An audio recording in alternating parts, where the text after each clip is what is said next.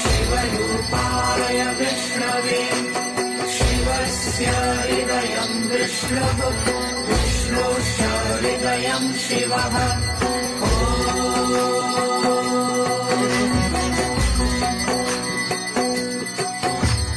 शिवाय विष्णुरूपाय शिवरूपाय विष्णवे शिवस्य हृदयं विष्णुः विष्णुश्च हृदयं शिवः. జీవితంలో ఒక్కసారైనా మహాకాళేశ్వరం వెళ్ళకపోతే, మహాకాళేశ్వరంలో కూర్చుని కాసేపు ధ్యానం చేసుకోకపోతే మనుష్య జన్మకి ఏదో కొంచెం కొరత ఏర్పడినట్టెనుసుమండి. ఎందుకని అంటే ఎంత పెద్ద దేవాలయం, ఇప్పటికీ మీరు వెడితే మీ మనసు మీ ప్రయత్నం లేకుండానే అంతర్ముఖత్వాన్ని పొందుతుంది. ఓం నమః శివాయ.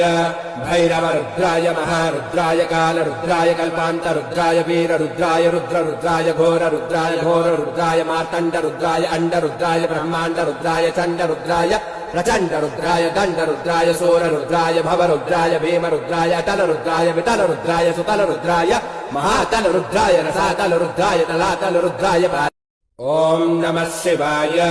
భైరవరుద్రాయ మహారుద్రాయ కాలరుద్రాయ కల్పాంతరుద్రాయ వీరరుద్రాయ రుద్రరుద్రాయ ఘోరరుద్రాయ ఘోరరుద్రాయ మార్తండరుద్రాయ అండరుద్రాయ బ్రహ్మాండరుద్రాయ చండరుద్రాయ ప్రచండరుద్రాయ దండరుద్రాయ సూరరుద్రాయ భవరుద్రాయ భీమరుద్రాయ అటలరుద్రాయ విటలరుద్రాయ సుతలరుద్రాయ మహాతలరుద్రాయ రసాతలరుద్రాయ తలాతలరుద్రాయ.